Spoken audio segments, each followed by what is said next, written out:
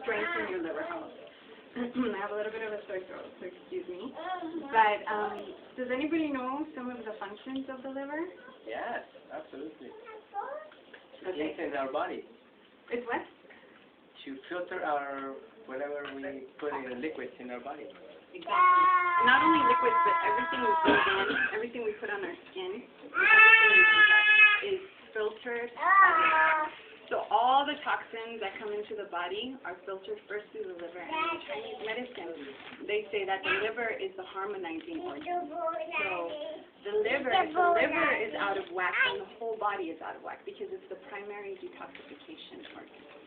So the liver will filter toxins out into the kidneys to be turned into urea to pee it out, or to the bowels, or through the skin. So it's really important. It's super healthy. So I don't know if you guys know this, but there's over 80,000 chemicals in our environment, in our food, in the pollution, and 80,000 of these chemicals are approved by the FDA and the CDC, but only less than 1% have actually been tested for safety. Yeah. So there's basically nearly 80,000 chemicals that we really don't know their effects. So this is another reason why detoxifying the liver is so important. Do you guys know how we can get toxins into our bodies? Some of the ways? Through food, through drinking, not washing food. Yeah. And even through drinking the water.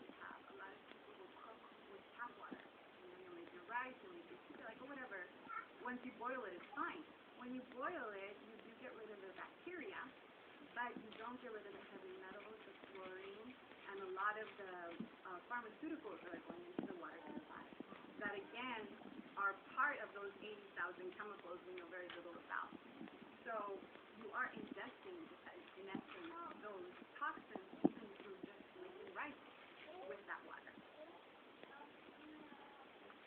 So I want to talk about 10 ways that you can reduce your toxins, and that essentially is what the liver cleanse is all about, the 40-day liver cleanse that I do. So the first one is eating organic. So you guys probably know that about the Environmental Working Group, EWG. They're basically a consumer advocacy group that protects the rights of citizens and against the government. So they determine every year they determine every year the severity of pesticides in our crops, and then they come up with something called the dirty dozen, which are the dirtiest, the ones with at least 5 pesticides, different pesticides that are tested for, and then the clean 15, the ones that if you can't afford to buy organic, you can get clean. You can buy those not organic, and it's not as bad because they have thicker skin, like avocado. Hi, Leah. Like avocados, bananas, mangoes. Those have thicker skin, but you still want to wash those properly because when you cut with a knife, when you cut your veggies, you're like pushing the pesticides into the food.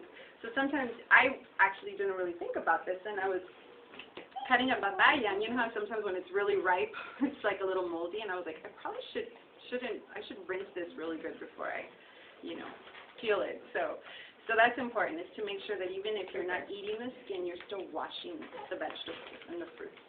So here are if you guys want to write these down, for 2013, these are the fruits and vegetables that have the highest pesticide load.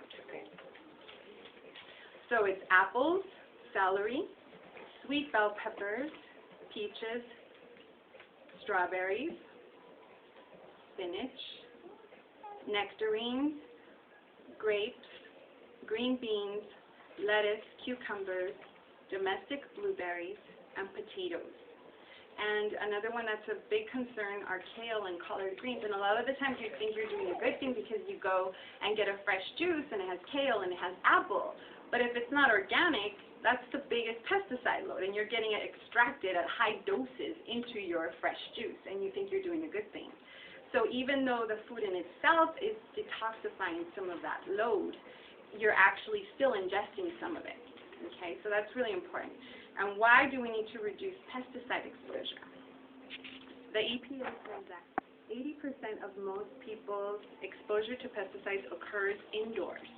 So pesticides are all around. You walk into your house with your shoes on, you bring pesticides in. You leave the windows open when the jardinero is there, you bring pesticides in, especially if you live in an apartment. So some of the issues with pesticides is that it can cause long-term damage to the liver, to the central nervous system, reproductive issues. So it's really important, and it increases the risk of cancer. It's also very, very, very dangerous during fetal development and early childhood. So, do you guys have any questions about pesticides? Well, there are many. There are concerns about them now. Yeah. And the way that you can reduce your pesticide load is by eating organic, because by eating organic, part of the certification process is two things: that you can't put pesticides in them, you can't use chemical fertilizers, and you can't use GMOs, which is going to be what I'm going to talk about next. So that really helps. And even if you go to the farmer's market, a lot of people just want to go to the organic farmers. I really encourage you getting to know your farmers, because a lot of them don't use pesticides, and a lot of them have even better practices than what's required by the certification process, but it's expensive, so they don't get certified. But they still, I always ask, like, what kind of chemicals do you use, or do you use chemical fertilizers? And they're like, no, we use seaweed or manure or whatever. So that's really important, is that you could get really high-quality produce at a farmer's market without it being certified. You know, you just have to ask, make sure it doesn't have pesticides or chemical fertilizers. Excuse me. So the second thing that is really important in supporting your liver health is to avoid GMOs. And you guys have probably heard a lot about GMOs. Do you know what a GMO is? Genetically modified organism. And do you know what that means? We know we're supposed to avoid them, but we really don't know what it means, right? Well, they modified it. They modified according to what they wanted it to grow faster, be riper longer, whatever they did to modify it in the laboratory. And the scary part about that exactly is that the modification means that they've breached the barriers that nature has created. From the beginning of time through evolution, they're breaking barriers that nature has created, because what is a gene? To genetically modify something. A gene is, well, every plant animal has cells. We're made up of cells, obviously. The core of the cell is the nucleus. Inside the nucleus are strings of DNA. And short sequences of those DNA strings is what a gene is.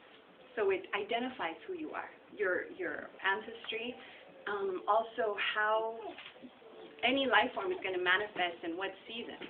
That the fact that, you know, strawberries grow in the summer, all of that is genetically encoded. So with DNA, you break that. And that's creepy, no? Like, what the hell? And this is legal. Yeah. And, you know, all through Europe, like, that's not.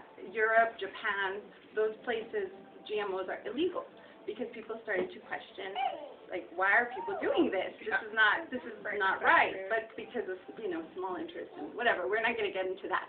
But the way you avoid GMOs is really what I really want to get into, because do you guys know what the most genetically modified organisms in our crops are? Corn. Corn. It's horrible. With corn eaters, yeah. Yeah, corn. Soy. Potato has high pesticides. Potato is is on the dirty dozen, but it's not.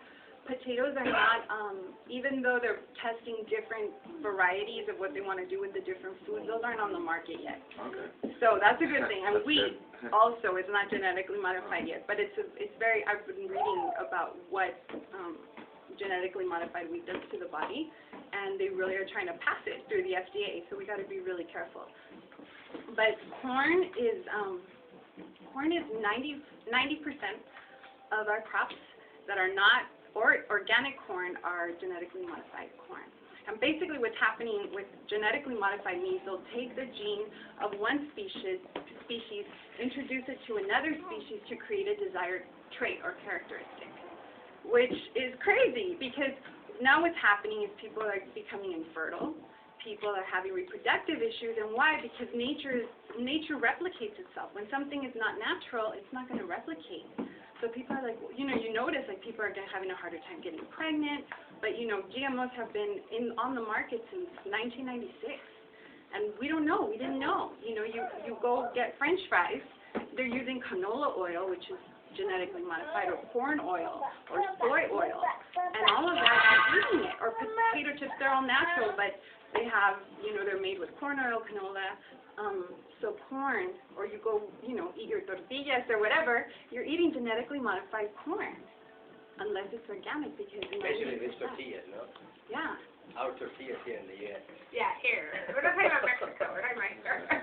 Diana's tortillas, the bomb tortillas. I love those. My friend owns that company, but I'm not just saying that, but for reals, like I asked, are your, you know, seeds GMO? She's like, no. I'm like, you guys need to get it labeled. Yeah, label it. Because, yeah, I mean, more people will buy it, the people who are